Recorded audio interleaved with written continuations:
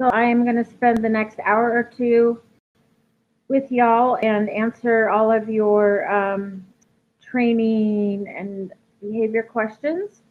If you are new to this, please give me your name and where you're from. So just state or country. I'm going to be writing down names for the live drawing. On my end, it just comes up Facebook user. So that's why to be entered into the drawing, I just need your name. So hi, Emily. I know where you're from, so you don't need to tell me. Today's the 24th. Tomorrow's my mom's birthday.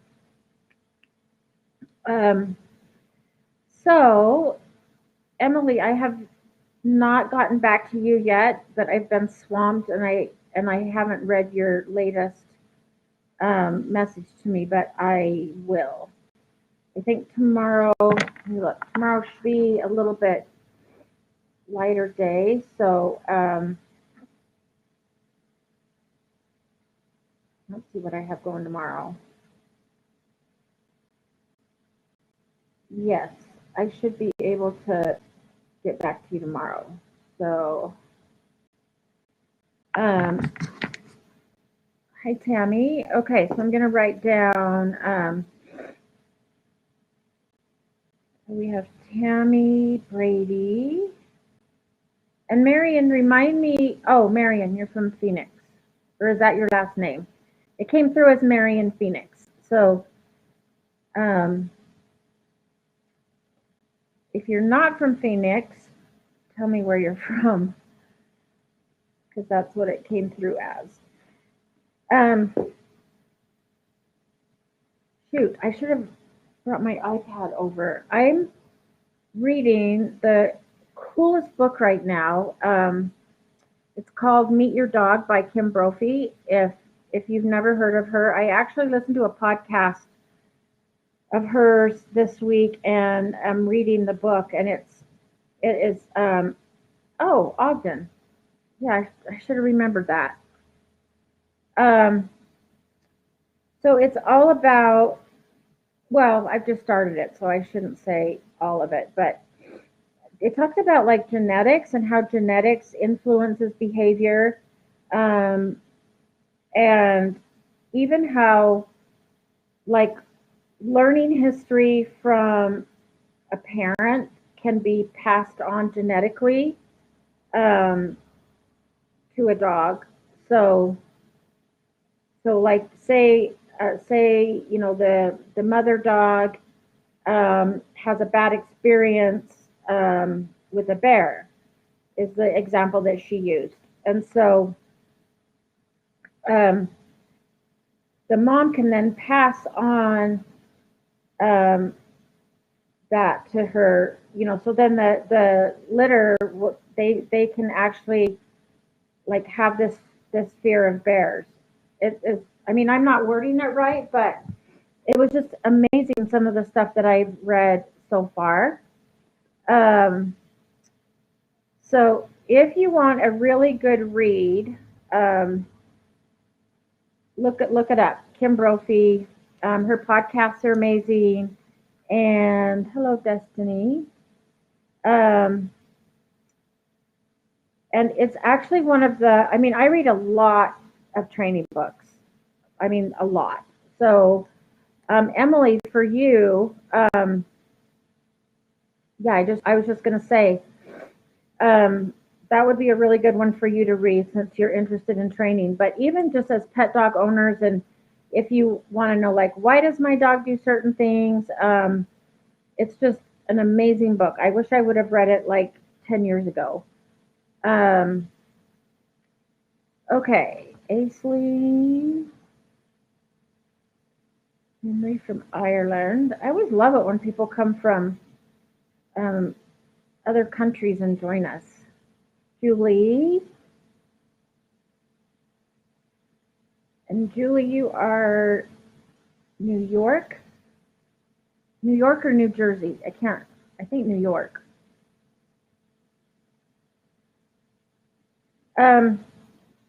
Marion, actually, yes. And she points that out in her book as well, that it is similar in humans. So, like moms, that are stressed or things like that, they can actually pass that, and it can actually change the DNA of the puppy or baby or whatever.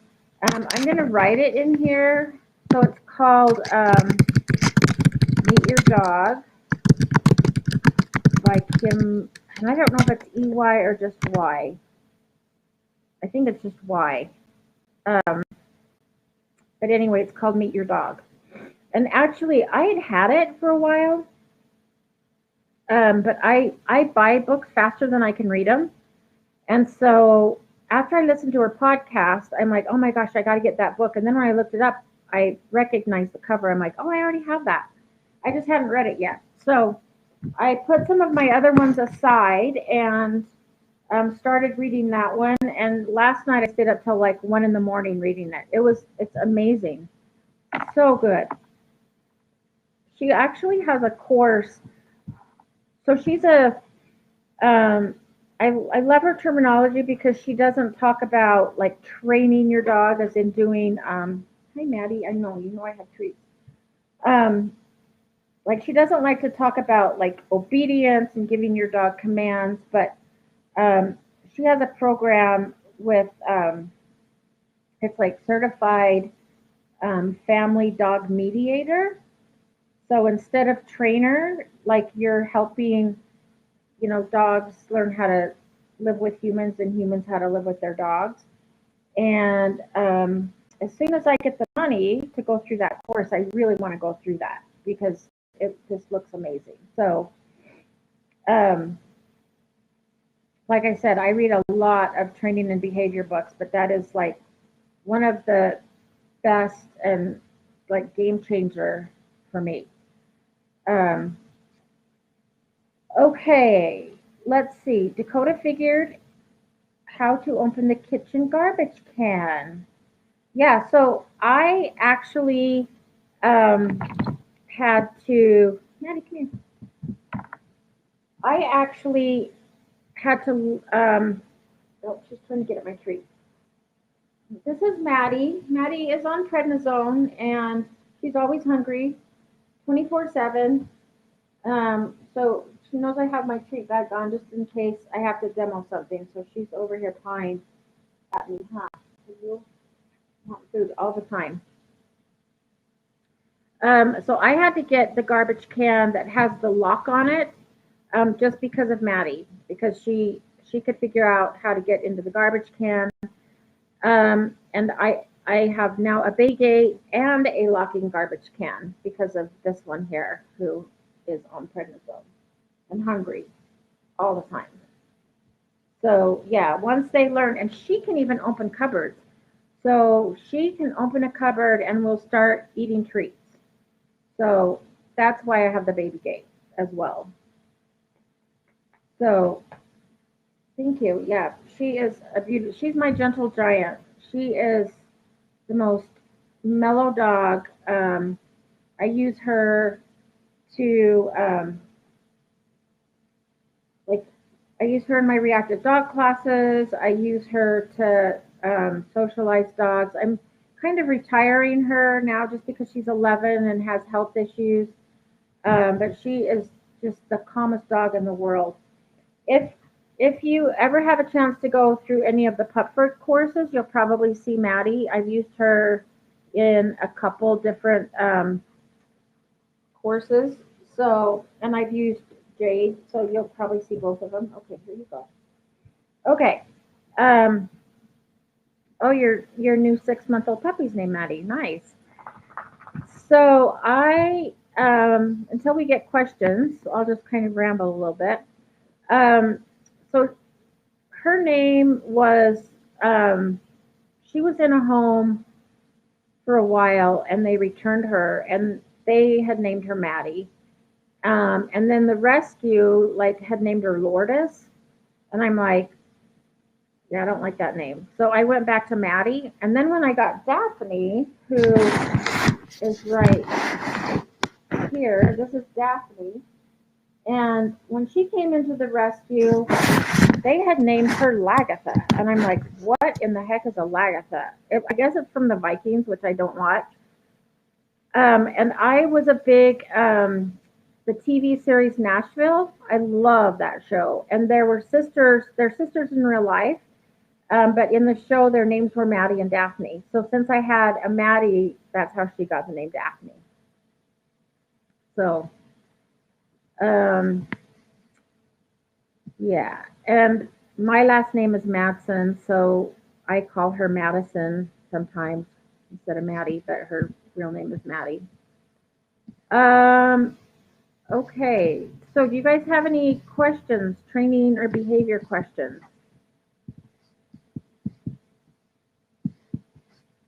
Raisin's around here somewhere too. I hope he's not getting into trouble, which he usually always is.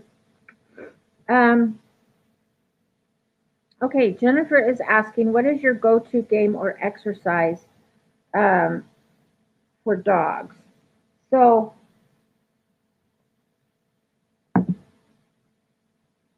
my go-to, it depends on the weather. If the weather's bad and I'm not going out hiking or something, my go-to is usually a snuffle mat, um, because I have dogs that seem to be always hungry, and I like to engage their nose and their brain. So I love using a snuffle mat. Um, or sometimes we'll go out in the backyard and I'll just chuck treats out and say go hunt. So we do the go hunt game a lot. So those are kind of my go-to. With Jade, I have to tire her out a little bit more because she's got so much energy. Um, I'll use treat dispensing toys with her, like the ones that she has to roll around and figure out how to get it out. But she likes a snuffle mat too, and I actually feed her one of her meals in a snuffle mat. Um, there's another game called 101 Things to Do with a Box, which is a really fun shaping game and can really tire dogs out. So I'm sure if you Google that, it'll come up. It's really cool in that there's no wrong answers, but you just get your dog to interact with a box, and then you click and treat, um, and the dog has to figure out like, okay, now what do I do with the box now to get the click? And so it's a really fun shaping game, super easy, but it can really tire dogs out. So it's another one to do, another good one to do when you're indoors, if it's too cold to go outside, because it'll wear your dog out. Okay, Nadia, looking for some ideas to get my puppy to not bark so much. Um, so it depends on why your puppy's barking. So the first thing we always want to do is try and figure out why they're barking. So is it demand barking because they want attention? You can, to the extent that you can do this, is ignore them. If they're barking because they need to go outside, then of course you want to let them outside to go potty. Um, if they're barking at things that are going on outside, um, you can, sometimes it's just a socialization issue, or just exposing them to more things that they maybe have not been exposed to. So you always want to look at why is the dog barking. Now I do allow my dogs to bark once, um, and then I'll go out and see what they're barking at. So a lot of times it's, the neighbors are out or there's a dog loose or something. So I'll go out and see what they're barking at, and then I will say, okay, quiet. And then if they're not quiet, then I bring them in. But you can always do things like the look at that, the engage, disengage. So teach them to just look and not react, or look and not bark. But yeah, some puppies, if they want, and if they're demand barking and it's a matter of being bored, um, then doing more like mental stimulation. So Snuffle mat, again, puzzle toys, treat dispensing toys, things like that can help engage their brain and can help tire them out more so that they're barking less. And in fact, when a dog is barking, so today I worked with a dog, white German Shepherd, and you all know that German Shepherds bark a lot. This dog barked at me for almost the entire hour, and we were outside, which didn't help. The dog barks at everything. And the only time I could get the dog to be quiet is when I would throw treats out in the snow and say, go hunt. And so that like redirected the dog. Her nose was engaged in the ground. She was picking up treats. So I use that a lot to redirect barking. And it's good mental stimulation and enrichment for them as well. So you could try that. Okay, I'm going to skip and go to Marion's. Just because we were talking about Snuffle Mats.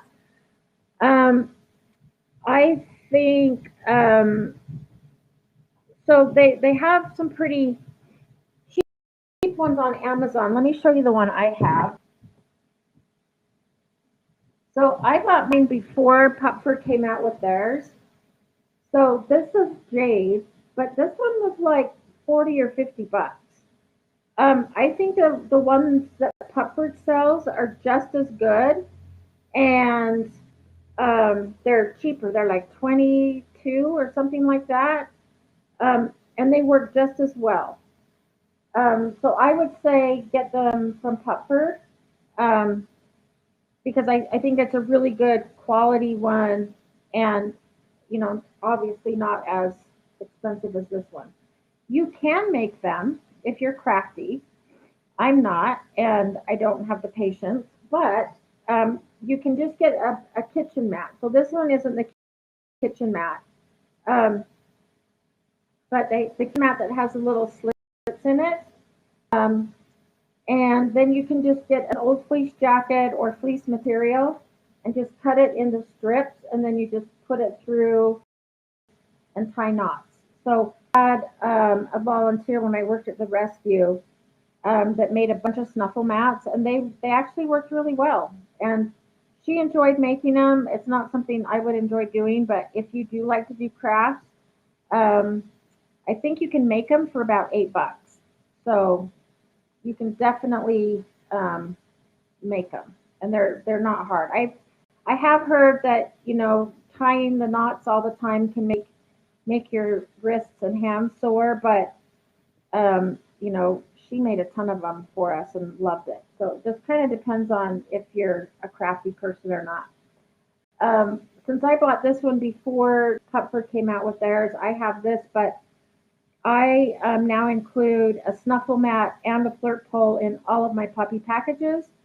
And I wouldn't do that if I didn't think that they were good quality. So yeah, I would just get one from them. Let me put this back so we don't have dogs wanting it. Okay, now I will go back and answer. And sorry, I'm actually doing dinner right now too, protein drink.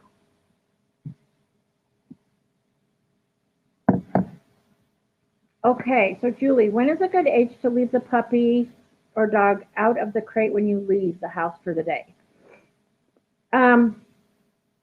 So I usually don't leave a dog out until they're potty trained. And potty trained, a dog is not considered potty trained until they can go a whole month without an accident. So as soon as your dog can go a month without an accident, then they're considered potty trained, and then I would leave them out. Now, that being said, I don't leave Maddie out when I go because, again, she's on prednisone, and she will, she's chewed backpacks apart before trying to get at food. Anything that smells like food or gum or anything. And so just because I don't want her to get into things, I put her in a crate with something fun to do while I'm gone. But Daphne is out. She gets free free roam, and Jade is usually with me. So give me 1 second. I'm going to go put Raisin up, just because I've got two dogs on the couch, and Raisin wants to get up, and I know. Okay.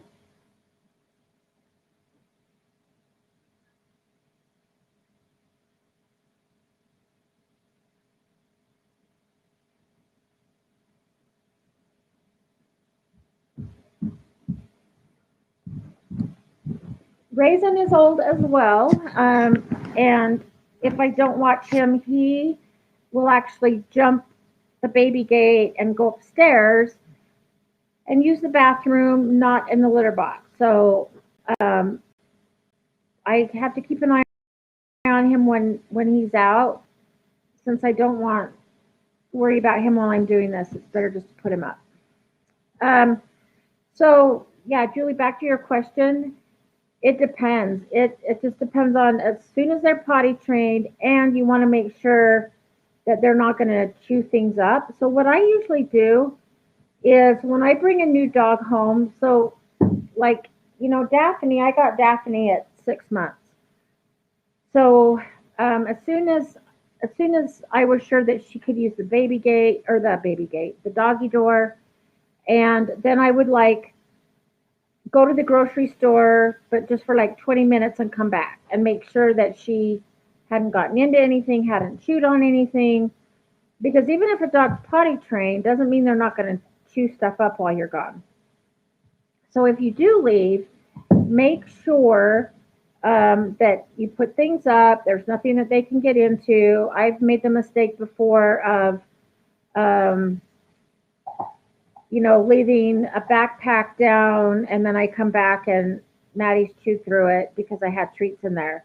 My last treat bag, I left the kitchen table, and when I came home, it was, oh no, I went to bed, and Maddie didn't come to bed with the other dogs, and then I heard a noise. I came downstairs.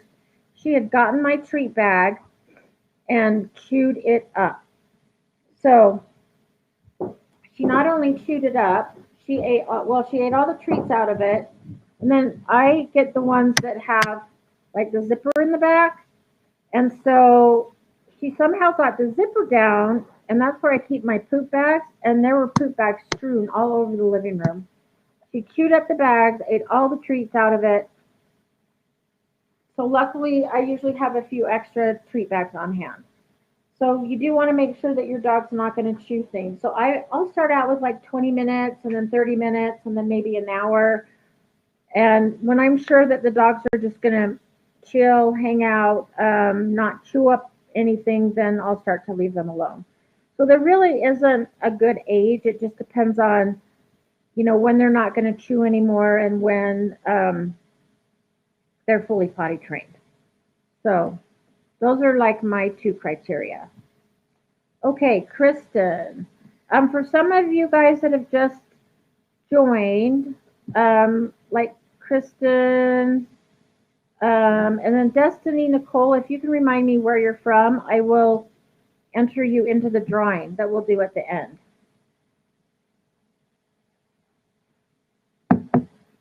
Okay, Kristen, my 1-year-old mix is aggressive towards other dogs when we go for a walk. How can I work on changing the aggression? Okay, that's a great question. That's basically what I did all day today, is work with dogs that are aggressive towards other dogs. So, sometime, and without like seeing the dog, it's hard to tell if it's like true aggression, or if it's leash reactivity, if it's fear-based. A lot of dogs are more reactive on leash than off. So I had a dog like that, but off leash he could go meet other dogs and did much better than on leash. And it's because when they're on leash, they're like more restricted, and we take away their flight option. So let's say a dog either hasn't been socialized, Well, especially rescue dogs, we don't know their background. So if a dog hasn't been socialized or if they've had a bad experience with another dog, um, or for whatever reason they view dogs as like scary, um, then when they see a dog and they think, uh-oh, there's potential danger, then their fight or flight kicks in, fight, flight, or freeze. And if we have them on leash, we take away their flight option. So then they're either going to freeze or they feel like they have to react. So I'm not saying that that is the case with your dog, but that's the case with a lot of dogs is that they are more reactive on leash. In fact, one of the dogs that I worked with today goes to doggy daycare and does great. But man, you should hear her on a walk. I mean, she barks the entire time. So, um, but but basically, what I do when I'm working with the dog is I will start them on the Relaxation Protocol by Karen Overall, and that just I start inside on a mat, and so that teaches a dog how to stay calm with increasing distractions. So it kind of teaches a dog how to be calm. Um, and then I start doing the engage disengage look at that game. So I start at a distance to where the dog can just look at another dog and stay calm. So if your dog is aggressive towards other dogs, I wouldn't just let your dog go up to another dog knowing that it is probably not going to go well. So as soon as you see another dog, stop right there and just say, hey, look at the dog. And then as soon as your dog looks, you're going to click treat. And then keep doing that to the extent you can. Try to control distance. Um, if your dog gets to a point where they can't take treats anymore, um, or starts to bark or lunge or growl, then you're going to increase distance. So usually I just say, oh, let's go, and we turn and go the other way. But if your dog can stay calm and look, then you're going to keep just doing, look, click, treat. And I do use a clicker for this because when the dog hears the click, they learn to disengage and look away from the dog and look to you for the treat. It's like, oh, I heard the clicker, where's my treat? And then the next part of that is the dog will learn to like look at a dog and disengage on their own and look at you for the treat. And then as I do that, I slowly decrease distance, but one step at a time. So when I say, okay, let's take a step closer to the dog, a lot of people will go 4 steps. It's just one step because the difference between one step and 4 steps could cause your dog to go over threshold. So you want to make sure that it's just one step at a time. And I always ask the dog, like, do you want to go closer? And I'll take a step closer. And if the dog doesn't go with me, I go back to the dog. So I always want to go at the dog's pace and the dog's comfort level. And so if the dog doesn't go forward, then I go back and work where they are. If they do go forward with me, great. Then we work at that distance for a while until we get closer and closer. So it's all about just changing your dog's emotional response. Um, so when you do look at that, you're pairing treats with other dogs, and you're teaching the dog a different behavior, which is just look at the dog and don't react. Like just look at the dog and stay calm. So that's kind of my go-to one. There's another one called BAT training, which is behavioral adjustment training. And basically what that is, and it's more for like fear-based reactivity. So, you get to you get to a certain distance, and if the dog starts to show displacement or calming signals, so let's say you get closer to a dog and your dog all of a sudden like looks away, starts looking around, sniffs the ground, yawns, um, and they exhibit calming signals. They're trying to calm themselves, their environment, and the other dog. So when they do that, I reward them by increasing distance. So as soon as they do that, I'll even click, yeah, good job. And then The reward is moving farther away from the dog, and then you can do a secondary treat at the end, like after you move away, um, and then start like slowly getting closer to the dog again. If they start to exhibit calming signals, then you back up and increase distance. So one of the biggest things I see is that people want their dog to get to another dog, and they want their dog to meet another dog and be okay really quickly, but they want to go at their speed and not the dog's. And so I always have to tell people, your dog's not ready to go closer. That's 4 steps, not 1 step. And you really have to learn how to read your dog and go at your dog's own comfort level. So it'd be like if somebody was trying to get me over my fear of mice, um, if they're like, oh, look, it's just a little mouse, I would be like, nope, I'm okay right here. If it was 50 feet away and they said, do you want to go a step closer? I could probably go a step closer. But when we're like 10 feet away, I'd be like, nope, I'm good. I'm good right here. And if somebody forced me to go closer, I might scream and a dog might react. So we always want to go at the dog's comfort level, not your own. So, yeah, there are several things that you can do. Um, so I would start with either method. I would start with relaxation, um, and then either do engage, disengage, or behavioral adjustment training is oh my gosh, I just Grisha Stewart, by Grisha Stewart. You can get her book on Amazon, and she can like talk you through that one. So I use both techniques. It depends on the dog. So okay, Destiny. What is the best way? Whoops.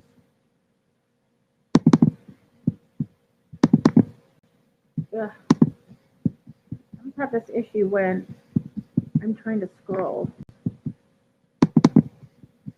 I'm trying to go back up. Oh, here we go.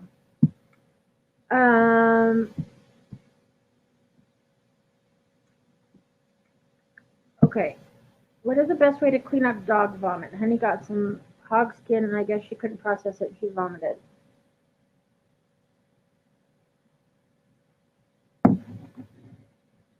Um, yeah, I have Resolve. I also use, so if she vomited on carpet, I use Resolve. I also use Bissell, like it's kind of a foam type thing. Um, I've also used the Pupford enzymatic cleaner for vomit. So I usually just use a carpet cleaner. With vomit, I have noticed that it is harder to get the stain out. So sometimes you have to do it, let it dry, and then do it again and let it dry. Because the first time you clean it, it doesn't always get it up. So then I have to do it again. So I've never heard of the product called Awesome. I did just order one off of Amazon that actually somebody from the Pupford Facebook group recommended. So I got that one, but I haven't tried it yet. So I couldn't tell you if it's good or not. Um, so yeah, but I have used Resolve carpet cleaner, and that works just as well as most of the other ones. So okay. Oh yeah, kitchen sink mat, to make Snuffle Mats. Okay, let's see.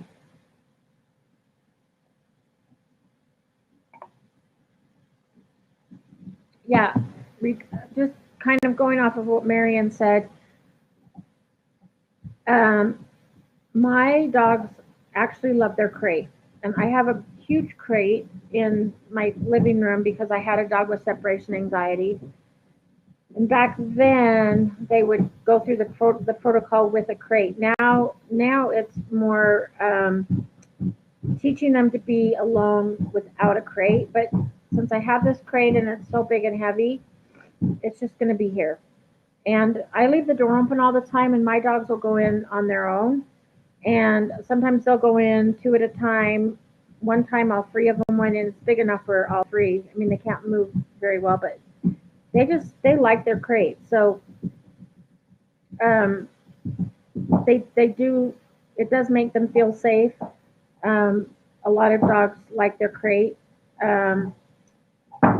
And like I said, Daphne gets free roam because she never gets into anything. You know, she's pretty mellow. The other two I don't really trust, and so they have to be crated. But Jade goes with me a lot. So, oh, Destiny, South Carolina. I remember that now. Okay. Oh, Kristen, Ohio.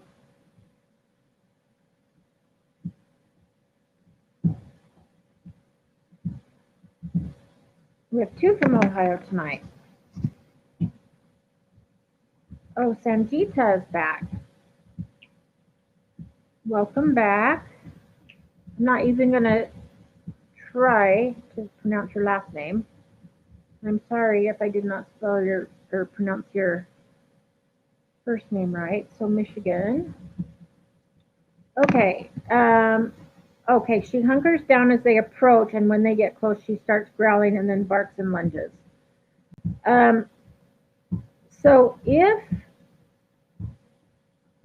if she hunkers down, sometimes that's kind of like a predatory response, like you've seen cat like tigers and cheetahs. You know how they'll like get low and then they'll start to stalk and then they go after. So sometimes dogs will do that. So at the point that she hunkers down, I would turn and go the other way. Just because at that point she's starting to like lock onto them, and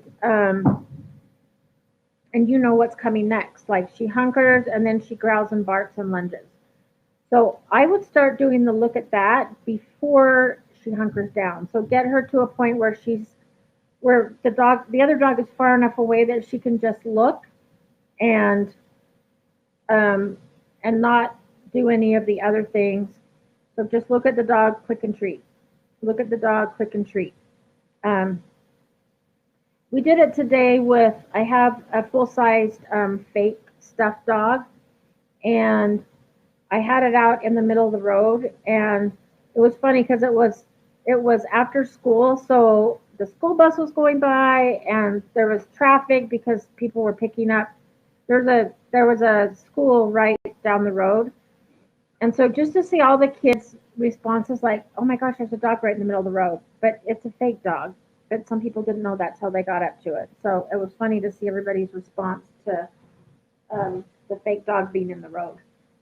So yeah, Kristen, I would start doing the look at that right before she starts any of those behaviors, and then start to slowly get closer. And if you can set it up with like a friend and their dog, if you know somebody that has a calm dog that's not going to react back, and start setting it up with where you can control the distance and then get closer. But then as soon as your dog starts to like, you know, hunker down and then, you know, your dog's going to react, then I would increase distance and just say, okay, let's go. And then you turn and go the other way. And Kristen, if you want to email me, I'm going to put my email. It's just Tracy with an I at pupford.com. Just say, can you send me the relaxation protocol and engage, disengage, and I can send you copies of both. So and then you don't have to try to find them on the internet. Okay, Jennifer. Oh, goodness, Dak. Okay, so how would you help a fearful dog that's been attacked by an off-leash dog? Um, so that's a great question, and I would actually do a lot of the same thing that that I already talked about. So we have to change the dog's emotional response um, from being like afraid to I like it when I see other dogs. So I use high value treats, and again, I'll do the engage, disengage, the look at that, um, and pair it with high value treats so that the dog looks at another dog and click treat and gets rewarded for just noticing a dog. Um, and again, you want to be able to control your distance. So with a fearful dog, you don't want to just like walk up to another dog because that can be super scary for a fearful dog. And for fear, I would still do look at that, but I would also um, notice your dog's body language, and if your dog starts to exhibit like displacement behaviors or calming behaviors or stress, then I would back them up. So so for staying calm, we're going to increase distance and go further away from the dog, and then slowly like work yourself um, like towards the dog again. So another thing that I do, I'm really lucky right now that I have three like really good dogs that are good with other dogs. So a lot of times with a fearful dog, I'll kind of work with one of my dogs because I know my dogs won't pay any attention to that dog. And then we can usually get close enough to where then the dog can come up and like sniff my dog or say hi to my dog, and nothing bad's going to happen. And then kind of teach the dog that not all dogs are bad, and they can say hi and nothing, it's going to end good. One thing that you want to be careful of is making sure that your dog doesn't come in contact with other off leash dogs, which can be so hard. I mean, if you are out and there's off leash dogs, you always want to be your dog's advocate. So if there's an off leash dog, a lot of times I'll use a treat bomb. So I'll take a handful of treats, chuck them at the other dog, and treat bomb that dog, and that dog will stop to get the treats, and then you can turn and go the other way. Um, I often I walk. There's a reactive dog that I walk 2 days a week, and just because I know what he's going to do if an off leash dog comes up to him, I will carry like spray shield, which is just citronella spray, and it's more to kind of keep the other dog away. So if an owner does not have control of his dog, his or her dog, and a dog just comes up, a lot of times I'll wait and see. Sometimes the dogs just sniff and they're fine. This dog is very dog selective, but in case something does happen, I have spray shield, which is it's just citronella, so it's not going to hurt the dog. They just don't like the smell; it'll make them sneeze. But a dog is going to become more fearful every time that dog has a bad experience with another dog. So that is why I will like always try to manage my environment by always having treats so that if we do see another dog, you can pair it with treats. And that way I can treat bomb another dog and get my dog out of there, things like that. So it's really sad when that happens. I've had that happen to my dogs where, my dogs are, all of my pit bulls have been really good with other dogs, but I have had them get attacked by other dogs before. So it's sad when that happens. And, dogs that attack other dogs, in my opinion, should not be off leash. but you always have that person that's going to have their dog off leash. So, yeah, I would do that. And again, if you want to email me, I can send you those handouts. Um, and I would still do the relaxation protocol for a fearful dog because again, you're still teaching them like how to be calm with increasing distractions, which can include seeing another dog. So I would still do both of those, and then I would probably throw in the BAT training, the behavioral adjustment training, as well for fearful dogs.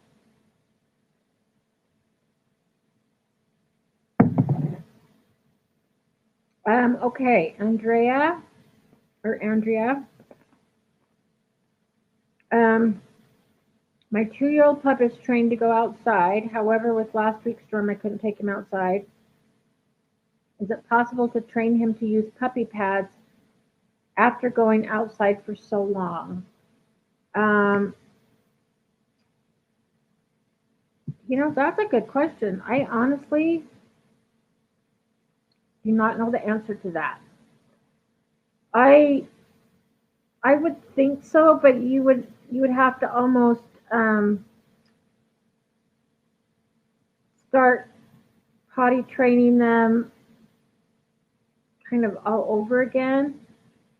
What I mean, I'll give you an example. So Maddie used to fly with me, and we had a long flight, and then we had a layover. So I went to the potty area, which I have never had the pleasure of using in an airport before. And I thought that when they said they have, a dog relief area, I thought it was like an outside area with grass. Well, it's a room with a little pea patch. So the square fake grass. Um, and, Maddie's a big girl, and it was not enough for her to like sniff and walk around. And because she'd never used one before, I could not get her to use it. She absolutely would not go potty. And I knew she had to go. She'd already held it for like 6 or 7 hours. I could not get her to go on that thing. So I don't think a dog is just going to naturally use a pee pad. Um, so that's a tough one. I would probably try the pee patch before I would try just a pad. So the patch is the one that looks like grass. It's green. There's some spray you can get to spray it, and it's supposed to like attract the dog to go in that area. And I would try and maybe put your dog on leash and take them over to the patch and walk them around and say go potty. Just because it'll feel more like grass, um, looks like grass. So I think you're going to have better luck with that than just a pee pad if your dog's already potty trained. So I I would try that. I have a client that I was at their house yesterday, and um, we've been getting a lot of snow. And that dog, of course, that dog's a puppy, and they trained it to go there, but the dog would go outside and go on the pee pad or the patch. And you can put it outside as well, so you can have it inside or outside. So usually for puppies, if they have it inside, I'll have owners like work with that and then move the patch outside and then transition to lawn. So I would start with that and and see if your dog can go on that. And if your dog holds it and then goes somewhere else, um, if you don't catch your dog, there's really nothing you can do. But if you know that your dog's been holding it all day and that they're probably going to sneak off somewhere and go to the bathroom, I would tether the dog to you or just make sure you can watch them all the time. And the second they start to go, or he, then you can interrupt like and then take them over to the pee pad or the pee patch and then use your go potty cue right there, and then teach him to go on that instead. But you would have to catch him actually starting to go, interrupt, and then take him to the spot where you want him to go for that to work.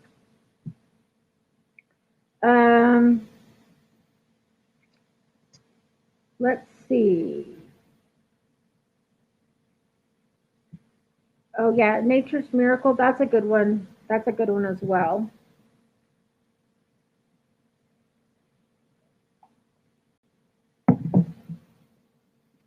So Jennifer, yeah, he was fine, walking, sniffing. The other dog came out of nowhere, and I hate it when that happens. I think most of my clients that have reactive dogs are dogs that have been attacked by other dogs and have had a bad experience with other dogs. Um, but it is um, absolutely doable to change that behavior, especially if your dog is still young.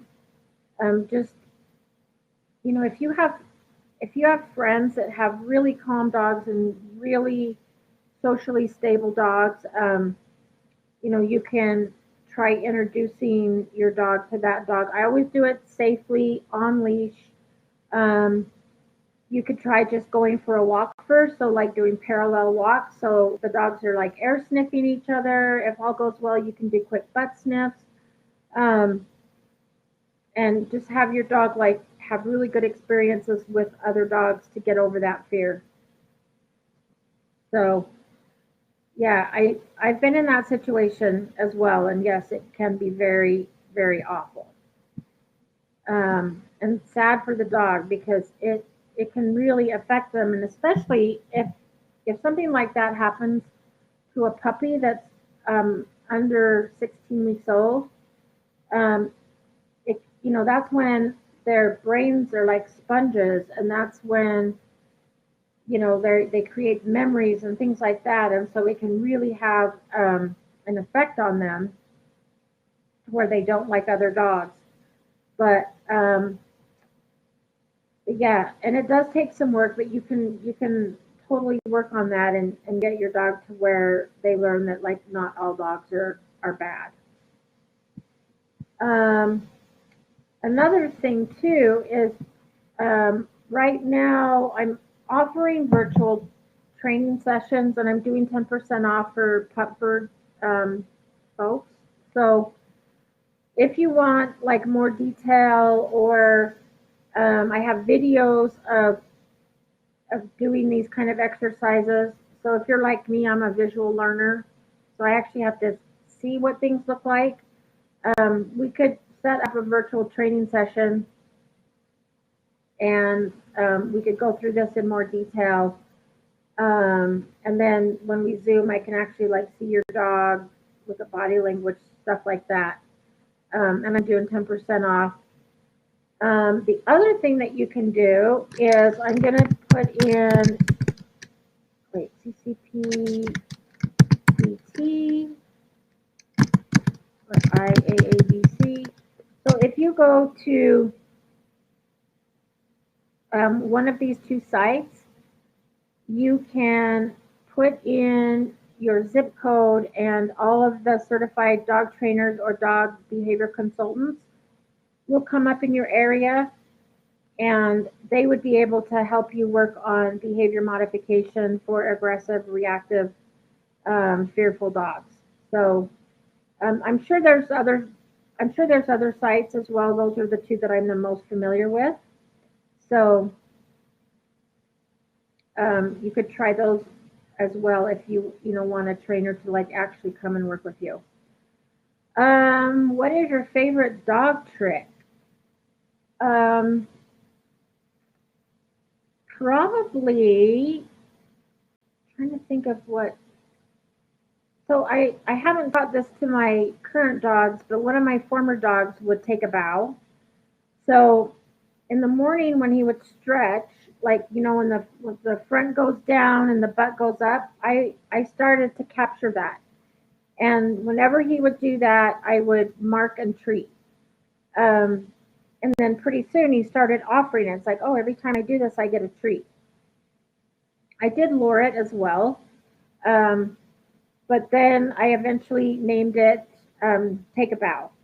So I haven't taught that to my current dogs yet, just because. Oh yeah, your dog does that too. Yeah, we're working on so many other things with Jade right now that I haven't been able to do a lot of tricks. I did teach her like spin and turn. So instead of doing like right spin, left spin, right, so her left is spin and her right is turn. So I just named it two different things. So I like doing that because it was really easy to teach and we did it fast.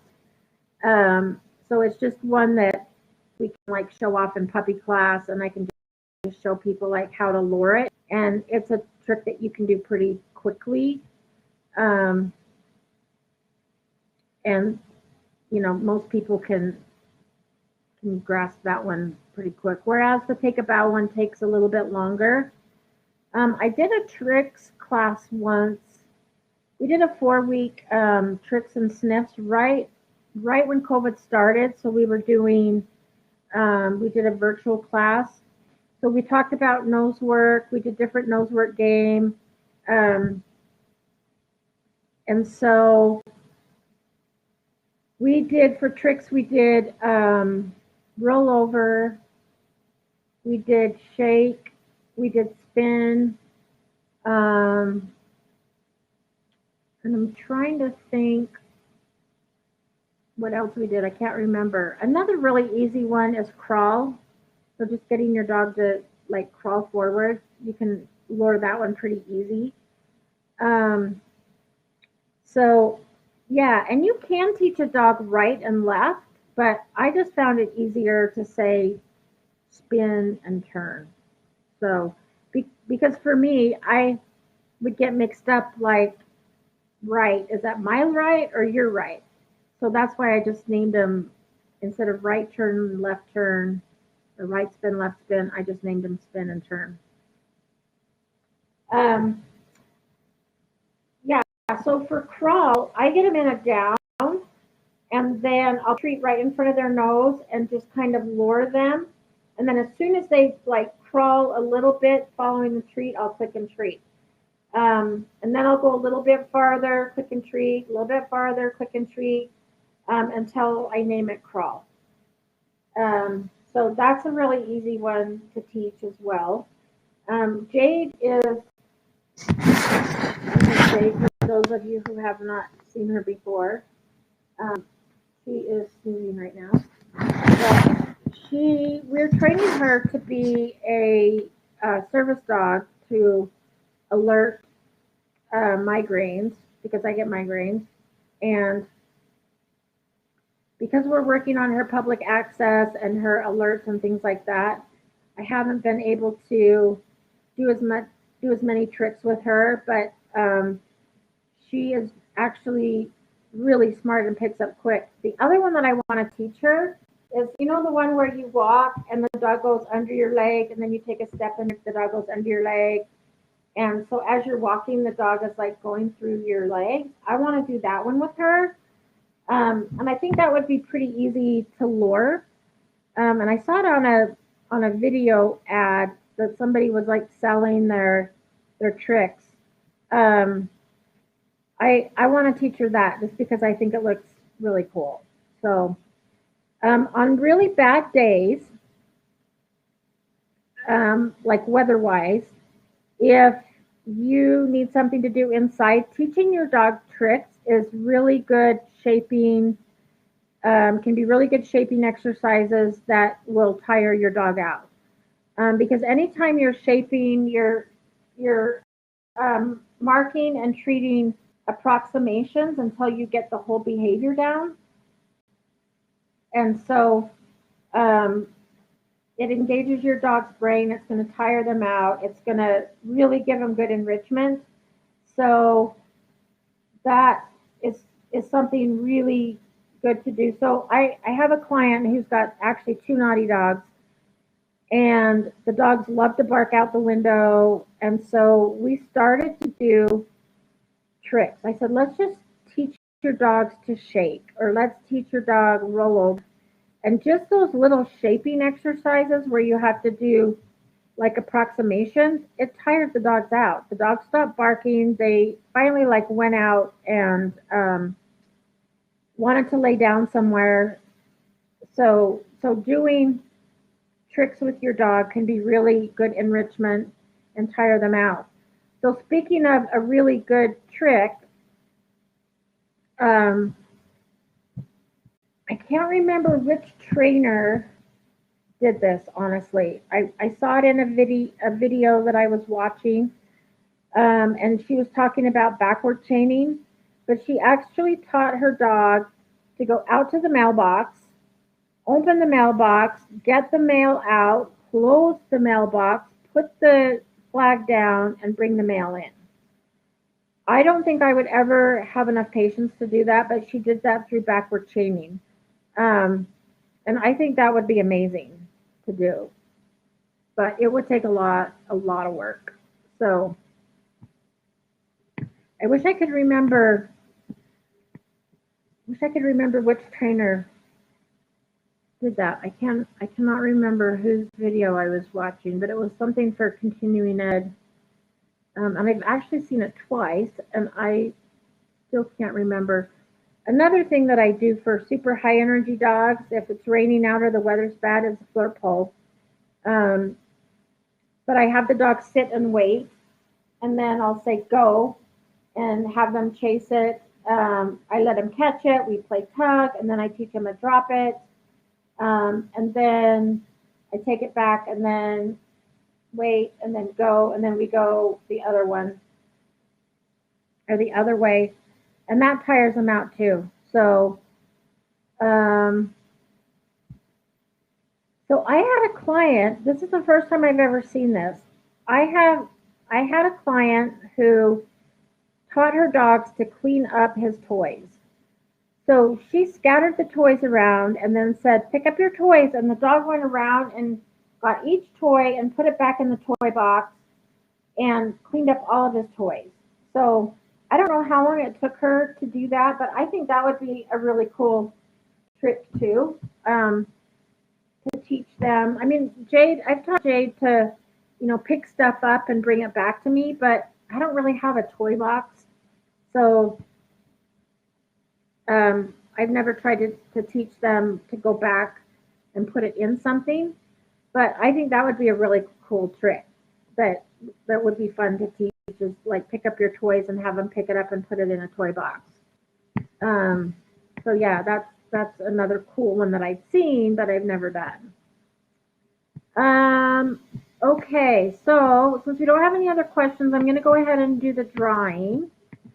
Um, and let's see.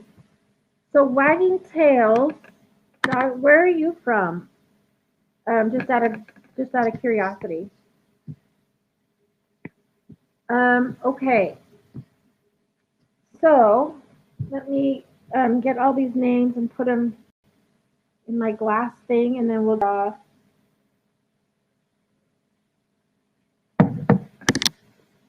a name. So tonight's winner for the live Q&A is Jennifer Perks from St. Louis, Missouri.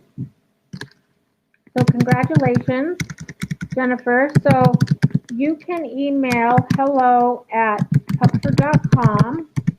I just put it in the chat. And I will email them as well and let them know that you're the winner, and just let them know what kind of training treats you want, and they'll send you out a free bag of training treats. If you haven't used them before, they've got chicken, beef liver, rabbit, salmon, sweet potato. I've tried them all. My dogs love all of them. I actually use the salmon the most because I like to use smelly, higher value stuff when I'm working with reactive aggressive dogs, because again, we're making that association that other dogs equal yummy treats. So if you use something like a milk bone, it's kind of a boring treat. But salmon is like, ooh, that's really good. When I see a dog, I get salmon. So I probably use salmon the most. Um, but I also use rabbit a lot and beef liver. I mean, I use them all. So, and my dogs love all of them, but my dogs will eat just about anything. So, anyway, so it doesn't look like we have any more questions. Um, so if there's no more questions, I'll let you guys go. And congratulations, Jennifer. Um, and oh, Aisling, yes, and thank you for staying up late. Aisling's from Ireland, and it's 2 a.m. where she is. So that is dedication to be up at 2 a.m. to catch a live Q&A. That's awesome. So everybody have a good night. Have a good week. I'll see you guys next time, or next week, same time, 6 o'clock Mountain Time. And again, and I do try and get on the Pupford community Facebook, the 30-Day Perfect Pup, at least 20 minutes a day and answer questions. So if you have questions, you can post them there. And I try to answer as many as I can there as well. So thank you for joining me tonight, and I'll see you all next week.